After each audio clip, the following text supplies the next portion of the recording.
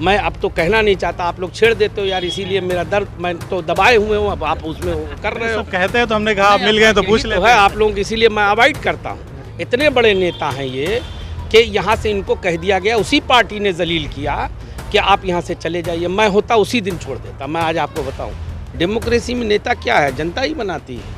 ये MP MLA क्या है, अगर जनता उनको सपोर्ट ना करे तो इनकी कोई हैसियत है? तो आप इस तरह की बातें कि इलाके तो कुत्तों के होते हैं, शेर का कोई इलाका नहीं होता।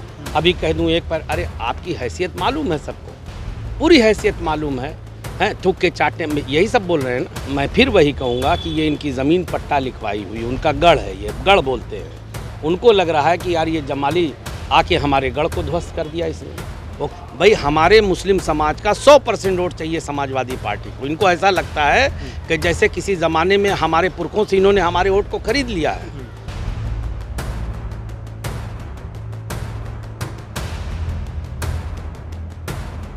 नमस्कार, आदाब, बदलेगा भारत देख रहे हैं आप। इस वक्त आजमगढ़ ज़िले में लोकसभा उपचुनाव होने हैं सदर में।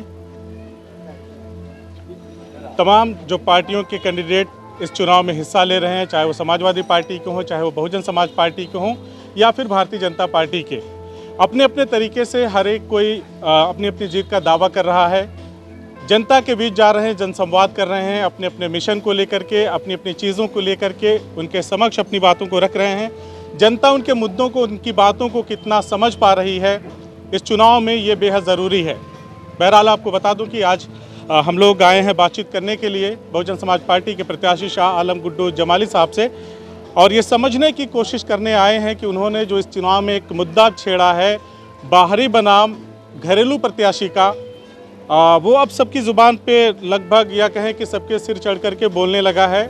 और हर कोई, मुझे जहाँ तक देखने में आता है अपने सोशल साइट फेसबुक पे जब मैं देखता हूँ तो मुझे एक चीज़ दिखाई देती है कि ये मुद्दा बड़ी तेज़ी से सर वायरल हो रहा है, जो आपने इसे उठाया है कि बहुत हुआ बाहर के कैंडिडेट को हमने कई बार जिता के भेजा, लेकिन जब मुसीबत आती है, जब परेशानी आती है तो कोई अपना ही काम आता है।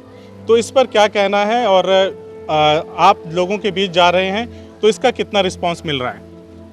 देखिए ब्रदर, ये कोई ऐसा नहीं कि कोई क्रिएटेड मुद्दा है, यही हकीकत है, यही ग्राउंड रियलिटी है। आप देखिए कि 2014 में मुलायम सिंह यादव जी आए, उनकी सरकार थी जी। उस वक्त भी, पता नहीं आप लोगों ने, आपको याद होगा नहीं होगा, मैं उस वक्त भी लड़ रहा था बीएसपी से जी। और बहुत ही अच्छी लड़ाई थी वो जी। सरकारी मशीनरी का मिसयूज़ करके वो इलेक्शन जीते। समहाउ फिर भी हम लोगों ने अपने को इस बात पे तसल्ली दे लिया, और लोगों ने भी ये बात आई डिस्कशन में कि चलो कोई बात नहीं, जो हुआ ठीक है, हमारे ज़िले का कुछ अच्छा विकास होगा, क्योंकि सरकार में भी हैं ये लोग और अच्छा सपोर्ट मिलेगा, आएंगे जाएंगे मिलेंगे, बड़े नेता हैं तो फ़ायदा होगा लोगों को। अब देखिए आप, ये कितनी बड़ी बात है, सोचने की बात है। अब कुछ बातें ऐसी कि सोचो तो बहुत इम्पोर्टेंट है, ना सोचो तो कुछ भी नहीं है। एक नेता आता है, नॉमिनेशन फाइल कर देता है, जीत के बाद वो उसका प्रमाण पत्र भी लेने नहीं आता, और 5 साल मिलना और जुलना तो ठीक, आप कितने भी बड़े नेता क्यों ना हो, डेमोक्रेसी में नेता क्या है, जनता ही बनाती है। ये एमपी एमएलए क्या है, अगर जनता उनको सपोर्ट ना करे तो इनकी कोई हैसियत है? तो आपको जनता ने सम्मान दिया, इज्जत दिया, आप उसको एक तरीके से कहा जाए तो आप उसको बेइज्जत कर रहे हैं, उसकी इंसल्ट कर रहे हैं। आप सर्टिफिकेट लेने नहीं आए, 5 साल तक आप पलट के नहीं आए। उसके बाद उनके बेटे आए यहाँ पे लड़े, हम लोग गठबंधन में थे, हम लोगों को लगा कि चलो ये मतलब कहते हैं ना कि यंग आदमी हैं और ये इनके अंदर ज़्यादा एनर्जी है, करेंगे। लेकिन सही बात ये कि उसमें भी निराशा ही हाथ लगी, और इस हद तक हाथ लगी कि मुझे तो याद है कि एक बार यहाँ पोस्टर भी लगे थे कि वो लैंग्वेज थी कुछ ऐसी कि लामटेन लेके खोज रहे हैं, हमारा सांसद लापता है। तो भाई आप बड़े नेता हैं, छोटे नेता, how far we are concern. जब आप हमसे कोई कंसर्न नहीं रखते और सिर्फ वोट का कंसर्न रखते हैं, आज चुनाव लड़ रहे हैं उनके परिवार से, अब गली गली सारे लोग घूम रहे हैं, वोट दे दो वोट दे दो। तो भाई वोट क्या दे दो, तो यहाँ कोई गुलाम है आपके? हम आज़ाद देश में जीते हैं, हमारी अपनी सेल्फ रिस्पेक्ट है, हमारी डिग्निटी है। आप आएंगे, वोट ले लेंगे, चले जाएंगे। जो दूसरे भी साहब भाजपा के हैं वो भी बाहर से इंपोर्ट क्यों हैं आप जानते हो, तो सवाल ये है कि एक तो मेरा ये कहना है, ये it is not for me. मैं यहाँ पे बार बार कहता हूँ कि मैं सिर्फ यहाँ कैंडिडेट नहीं हूँ, वोटर भी हूँ। ये ज़िला मेरा है, हम लोग इज्जत से जीने वाले लोग हैं। इस ज़िले का अपना एक इतिहास है, जो लोग न जानते हों उसको समझ लें। यहाँ एक से एक विद्वान पैदा हुए, एक से एक इंटेलेक्चुअल पैदा हुए, एक से एक लीडर पैदा हुए। आप लोकल लोगों को क्यों नहीं देते? ये क्या आपकी जागीर है कि जो आज मैं हूँ कल मेरा बेटा उसमें आएगा, म्यूटेशन कराएगा, फिर उसका बेटा आएगा? What is this? This is a property. अच्छा, इस चीज़ को आप किस तरीके से देखते हैं कि जो पहले घोषणा हुई सुशील आनंद के टिकट की घोषणा हुई और उसके बाद अचानक से लास्टली जाकर के धर्मेंद्र यादव के नाम की घोषणा होती है? देखिए, जहाँ तक मेरी समझ है और मेरी जानकारी है, मैं पूरी जिम्मेदारी, सब कुछ हमारी एक गरिमा होती है राजनीति की भी, तो बहुत सारी बातें ऐसी भी मुझे पता है जो मैं पब्लिकली शेयर नहीं कर सकता। यहाँ से फ्रॉम द डे वन ये डिसाइडेड था कि डिम्पल जी को चुनाव लड़ना था। It was very well decided. चूँकि मैं प्रत्याशी बन गया, पहले वो लोग इधर उधर बहुत सारी चीज़ें करते रहे, बाद में उनको लगने लगा कि थोड़ा रिस्क पैदा हो गया। उसके बाद लेकिन चूँकि मोह भी नहीं छूट रहा है, मुँह रिस्क है मगर मोह नहीं छूट रहा। परिवार का जो उनका पंजा है वो गड़ा रहे। जैसे इतिहास है कि जिन सीटों पे इन लोगों ने जीत हासिल की पच्छाद साइड में, चाहे इटावा, मैनपुरी, बहुत सी सीटें, कभी उसको छोड़ा नहीं इन लोगों ने। उसी क्रम में ये चीज़ है कि डर था कि अगर कहीं पत्नी हार गई जाके तो बहुत एक वो हो जाएगा, तो चलो सेकंड लेवल का जो एक चांस है वो ले लेते हैं। और जहाँ तक आपका पहली बात आपने कही थी कि आनंद जी का, देखो सच्चाई यही है, फैक्ट यही है कि उनको कभी नहीं लड़ना था। मैं जानता हूँ इस बात को। मैंने कहा ना कि मेरी मजबूरी है, वो मुझको एक जो कहते हैं ना कि सेंस ऑफ रिस्पॉन्सिबिलिटी जो होती है आदमी के ऊपर, वो रोकती है। मेरे पास बहुत सारी जानकारी है। वो उनको लड़ना ही नहीं था, वो टेस्टिंग कर रहे थे। यू आर राइट कि देखें ऐसा करते हैं तो कैसा होता है, फिर वो क्या करते हैं। तो उसमें क्या है कि इन लोगों को किसी की अपना उल्लू सीधा होना चाहिए, किसी की इज्जत आबरू, किसी की गरिमा की उनकी कोई परवाह नहीं है। अब वो ठीक है, उनके पिताजी एक सम्मानित आदमी थे, उसको एक कैंडिडेट बनाया, वो बेचारा घूमा, बाइट ले भी दिया। अब उसके बाद वो सबको सफाई देता फिर समाज में। ये तो एक बेइज्जती है ना। मैं तो कहता हूँ ये पूरे समाज की बेइज्जती है। ऐसे लोगों को अगर ये होता कि बाई चांस हो गया तो मैं मान लेता। मैं तो ये बार बार इस बात को कह रहा हूँ कि मैं जानता हूँ कि उसको नहीं लड़ना था, मैं जानता हूँ। अभी कल जूही सिंह जो राष्ट्रीय अध्यक्ष हैं महिला सभा के समाजवादी पार्टी की, मुबारकपुर में ही थी। उन्होंने कहा कि अखिलेश यादव या उनकी पार्टी के नेताओं ने हमेशा गरीबों, पिछड़ों, अल्पसंख्यकों के मुद्दों को सदन में उठाया है। आप सदन में दो बार आपको मौका मिला, विधानसभा में रहे आप। जनता को ये सारी चीज़ें नहीं पता चल पाती कि किसने किसका कितना मुद्दा उठाया है। तो मैं चाहता हूं कि आप अपने तरीके से इसको क्लियरिफाई करें ताकि जनता को समझ में आए कि कौन अल्पसंख्यकों के मुद्दे पे खड़ा होता है, कौन दलितों के मुद्दे पे खड़ा होता है, कौन पिछड़ों के मुद्दे पे खड़ा होता है और कौन कितनी आवाज़ उठाता है। ये अभी की बात नहीं कर रहा हूँ, 2012 से कह रहा हूँ। आज़ादी के 65-67 साल हो गए हैं। अब एग्जैक्ट नंबर्स ध्यान नहीं आ रहे हैं, लेकिन तब से लेकर के प्रोसीडिंग निकलवा लें।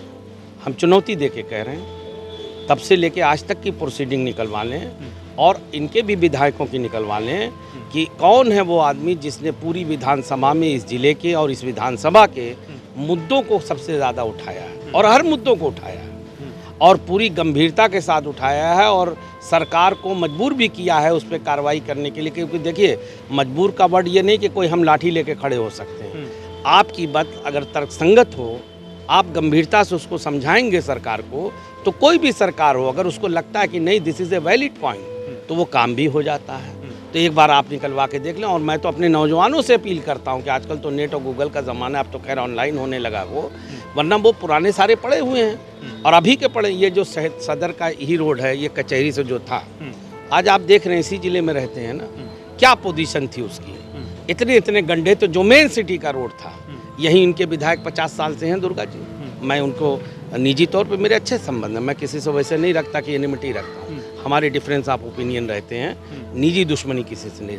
लेकिन सही बात है, जिम्मेदारी उन लोगों की थी, लेकिन किसने उठाया? शाह आलम गुड्डू जमाली ने उठाया था और इतनी गंभीरता से उठाया, उस मौके पे उठाया मैंने जब सीएम मौजूद थे। उसके बाद फ़ौरन वो नोट किया गया, उस पर कार्रवाई भी हुई। आधे से ज़्यादा बन चुका, थोड़ा बना वो भी बन जाएगा। तो ये मैं कहता नहीं हूँ, मैंने करके दिखाया है। एक होता है ज़मानी बात करना और एक होता है करना। इनके सारे विधायक हैं, हम उनका भी देख लें, हमारा भी देख लें, पता चल जाएगा कि कौन आदमी ज़्यादा कॉम्पिटेंट भी है। मैं तो ये भी कहता हूँ कि कौन आदमी सदन में मुद्दों को लेके अपनी बात पूरी क्षमता से रख सकता है, किसके अंदर ज़्यादा कॉम्पिटेंसी है, वो देख के पता चल जाएगा। और सर, जो मौजूदा स्थिति है प्रदेश की या देश की कहें, अल्पसंख्यकों के ऊपर जिस तरह से एक तरफा कार्रवाई की जा रही है, इस तरह के आरोप लग रहे हैं, उसको लेकर के क्या कहना है? क्योंकि विपक्ष का कोई नेता भी अल्पसंख्यकों या मुसलमानों की बात को नहीं कर रहा है। आखिर ये कैसा डर है? ऐसा कोई डर नहीं है, मैं आपको बता रहा हूँ, हम बात कर रहे हैं और पूरी आवाज़ में कर रहे हैं। हम इसकी कड़े शब्दों में निंदा करते हैं। आप और मैं ही नहीं कह रहा हूँ, मेरी नेता भी रोज़ कह रही है। अब देखिए, यही बात आती है, हम लोगों को जो दर्द है यही होता है। भाई, हमारे मुस्लिम समाज का 100% वोट चाहिए समाजवादी पार्टी को। इनको ऐसा लगता है कि जैसे किसी ज़माने में हमारे पुरखों से इन्होंने हमारे वोट को खरीद लिया है, सारा वोट उनको चाहिए हमारा। अभी इलाहाबाद में बिल्डिंग गिराई गई है ना? कानपुर में क्या हुआ? कोई स्टेटमेंट आया सपा का? कोई बात कही इन लोगों ने? अभी अगर इनके साथ कोई हो जाए इनके साथ, तो पूरा सड़क जाम कर देंगे। लेकिन एक नेता बोल रही है, बहन कुमारी मायावती जी, और ऐसे नहीं, सोशल मीडिया पर वो चल रहा है, सारी चीज़ चल रही है और हम बोल रहे हैं। हम लोग गूंगे लोग नहीं हैं, जो सही बात होगी उसको कहेंगे कि गलत है। ये इसीलिए राजनीति है ना, सही और गलत को तो बोलेंगे। बहुत सारे लोग जो क्षेत्रीय नेता हैं, छोटे छोटे कार्यकर्ता हैं समाजवादी पार्टी के और तमाम अन्य पार्टियों के, कांग्रेस के, वो आपके साथ आ गए हैं। मतलब उनका कहना है कि हम यहाँ पे जो हमारे नेता हैं, स्थानीय नेता हैं, हम उनके साथ जाएंगे, क्योंकि जब ज़रूरत थी आजमगढ़ को तो उस वक्त शाह आलम गुड्डू जमाली मौजूद थे हम लोगों के बीच। कम या ज़्यादा जो भी रिसोर्सेज उनके पास थे, संसाधन थे, पूरी तन्मयता से जुटे रहे और बाहर का कोई नहीं आता। तो आपकी ये बात जो आपने काम किया है, वो कितना मायने रखती है लोगों के लिए? लोग कितना हद तक समझ पा रहे हैं इस चीज़ को? नहीं, मैं तो सच बताऊं कि आप जो कह रहे हैं, मैं तो भाई उनका एहसानमंद हूँ जो लोग भी कह रहे हैं। यही क्या कम है कि लोग कह रहे हैं, वरना आज के दौर में कोई भी काम मैंने क्या किया, मैं उसके नाम पे कोई वोट भी नहीं मांगता। देखो, मुझे वो छोटापन लगता है। वो एक ऐसा कठिन समय था जब पूरी देश और दुनिया उससे जूझ रही थी। इसी मिट्टी से मैं पैदा हुआ हूँ। मुझे लगा कि इट इज़ माई रिस्पॉन्सिबिलिटी। आज अगर मैं नहीं खड़ा हुआ तो कौन सा दिन आएगा? और ठीक है, बीमारी भी थी, सारी चीज़ थी, लेकिन मुझे खुशी होती है, चलो मैं नहीं कहता, लोग कह रहे हैं इसके बारे में और मैं उनको धन्यवाद देता हूँ। लेकिन एक बात और बता दूँ, ये राजनीति नहीं है, ये ज़मीन मेरी है, ये मिट्टी मेरी है, मेरा रिश्ता है। मैं MP MLA रहूँ या ना रहूँ, भगवान ना करे, अल्लाह ना करे, कल कोई दोबारा कोई ऐसी आफत है, शाह आलम गुड्डू जमाली उससे दुगना ताकत से खड़ा रहेगा। इसके लिए MP MLA बनना ज़रूरी नहीं, ये हम पे रिस्पॉन्सिबिलिटी है, ये हमारी जिम्मेदारी है ना। यही मैं समझाता हूँ इन फ़र्कों को कि इन लोगों को क्या सेंटिमेंट है। कोई आया पूछने हमारे यहाँ, भाई सांसद थे ना, आके बैठ जाते 4 दिन कि मैं भी मौजूद हूँ, कोई बात हो बताओ। लेकिन नहीं साहब, कोई पुरसा हाल नहीं है। जब हम पे मुसीबत आएगी, हमारे लोगों को हाल लेगा। जब इलेक्शन आएगा तो पूरी फौज आ जाएगी। लोगों को कुछ समझ में आ रहा है ये सारी चीज़ें जो बातें हो रही? बिल्कुल आएगा, बिल्कुल आएगा और आ गया है। और हमारे जैसे लोग जो हैं वो इसीलिए हैं भोपूले के लोगों को बताने के लिए। ये लोग जो पाखंड हैं, पाखंडीपन है इनका, हमारे जैसे लोग उसको इसीलिए हैं जगाने का ही काम कर रहे हैं हम। ये इलेक्शन नहीं है, ये आजमगढ़ की डिग्निटी की लड़ाई है। आज इसको मैंने छेड़ा था शुरू में, अब ये बड़ा हो गया दर्द। अब मैं इनको मजबूर करूंगा। मैं आज आपसे कहना चाहता हूं, ये इसके बाद ये जनता इनको, मैं क्या मजबूर करूंगा, आई एम सॉरी, मुझे ये वर्ड नहीं बोलना चाहिए, लेकिन यहाँ की जनता इस मैंडेट से उनको एक मैसेज देगी कि आने वाले दिनों में आप देख लीजिएगा, ये दोनों पार्टियां भी लोकल प्रत्याशी देंगी। उसमें क्या है, हमारे ज़िले में हर दल में अच्छे लोग हैं, आप लोकल प्रत्याशी लीजिए, लाइए, और उसमें क्या दिक्कत है भाई? जो जिसके कर्म होंगे उसको जनता देखेगी। आपके ऊपर तमाम तरह के हमले भी किए जा रहे हैं समाजवादी पार्टी के नेताओं की तरफ से, बाहर के प्रदेशों से आए हुए लोग भी आप पर हमला कर रहे हैं, इसके विषय में क्या कहना आपका? भाई देखो, मैं उन लोगों के बारे में इसलिए नहीं बोलना चाहता कि जिनकी आप बात कर रहे हैं मैं समझ गया बाहर के प्रदेश और वो कौन लोग हैं। देखो, कुछ लोग पहली बात तो आप यू प्लीज़ ट्राई टू, बोलते हैं मुसलमान मुत्तहिद हो जाए तो फिर मुसलमान के पीछे पड़ा रहे तो फिर मुत्तहिद कैसे होगा? आप मेरी बात समझ लें, जिनकी आप बात कर रहे हैं ना, मैं भी समझ रहा हूँ, जनता भी समझ रही है। क्या है कि मैं इसलिए ज़्यादा बात नहीं करना चाहता उनके बारे में कि जो लोग बिलो स्टैंडर्ड बातें करते हैं। पहली एक बुनियादी बात आप समझिए, राजनीति में डिफरेंस ऑफ ओपिनियन होता है, कोई पर्सनल एनिमिटी नहीं होती है। दूसरी बात कि जो हम वाद विवाद भी करते हैं या चर्चाएं करते हैं उसमें भी एक सीमा है, एक लाइन है।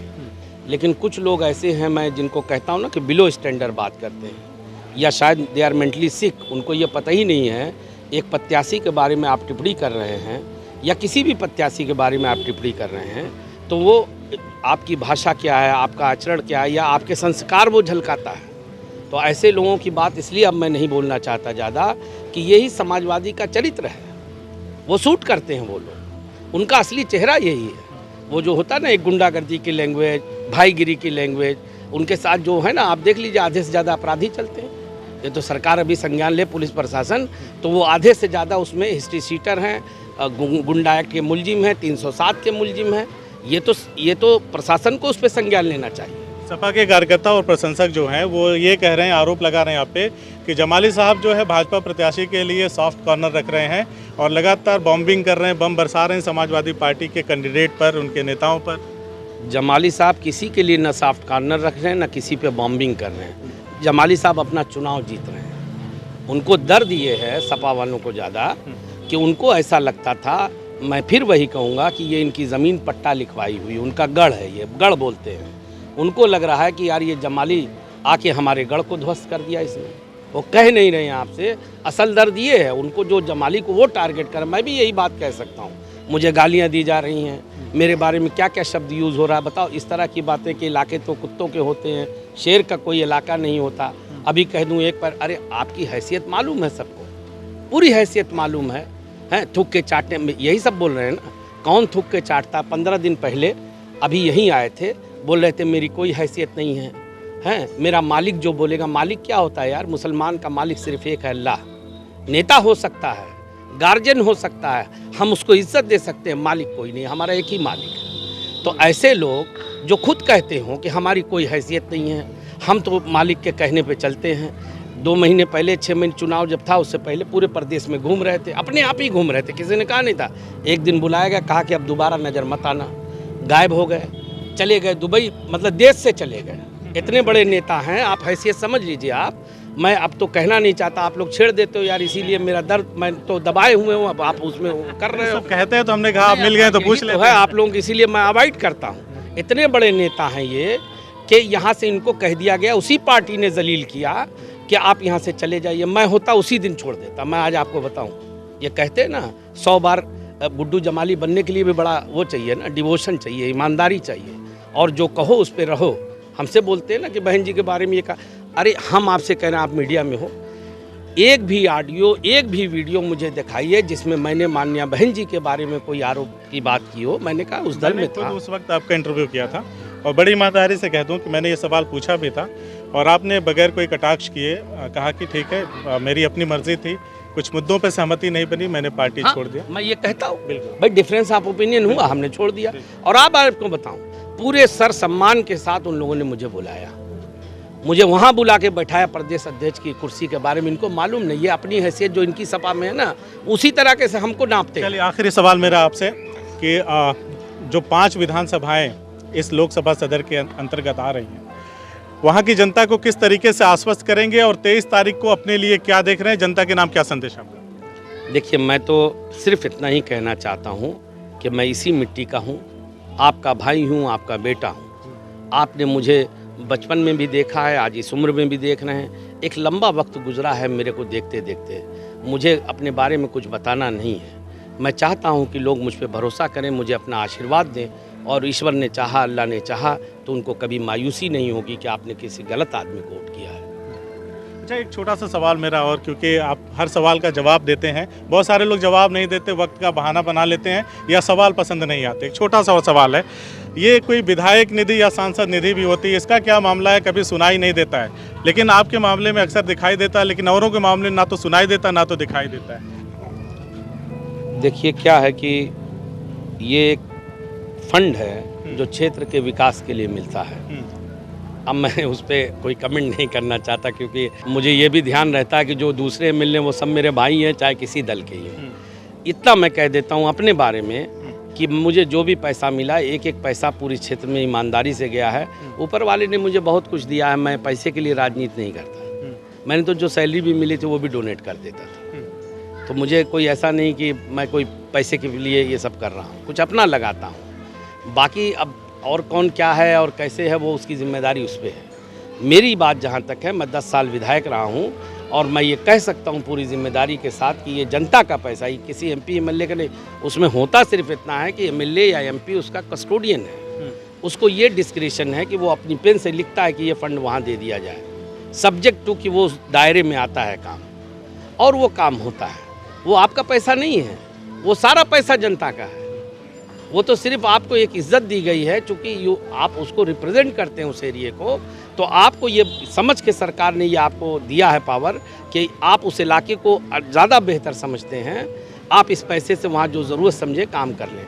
अब बहुत से लोग भाई उसमें भी अपना कर लेते हैं काम, उसमें हम क्या कहें, लेकिन हमने 100% ईमानदारी से काम किया है। तो देखा आपने, हमने बात किया बहुजन समाज पार्टी के प्रत्याशी शाह आलम गुड्डू जमाली साहब से, और मैंने उनसे लास्टली जो सवाल पूछा वो निधि को लेकर के था। ये निधि का चक्कर बड़ा अजीब है। जनता परेशान रहती है कि विधायकों को इतनी सारी निधियां मिलती है, सांसदों को मिलती है, लेकिन वो जनता तक नहीं पहुंच पाती। इसीलिए मैंने वो सवाल उनसे पूछा और पूरी तरीके से जमाली साहब आश्वस्त हैं कि 23 तारीख को जनता उनकी बातों को समझते हुए, उनके ज़मीनी मुद्दों को समझते हुए, उनके पार्टी के जो नीतियां हैं उसको समझते हुए उनको वोट करेगी। और 26 तारीख को पूरी तरह से ये फैसला हो जाएगा कि आखिर आजमगढ़ की सदर की जनता ने किसे अपना सांसद चुना है। क्या उन्होंने शाह आलम गुड्डू जमाली साहब में विश्वास जताया है, या दिनेश लाल यादव जो निरहुआ है उस पर जनता ने विश्वास जताया है, या एक बार फिर जैसे अखिलेश यादव को या समाजवादी पार्टी के बहुत सारे लोगों को यहाँ की जनता अपना सांसद, अपना विधायक चुनती आई है, उसी तरह का कुछ यहाँ जिले में होगा। इसका खुलासा 26 तारीख को हो जाएगा, जब वोटों की गिनती होगी और फैसला आ जाएगा। धन्यवाद।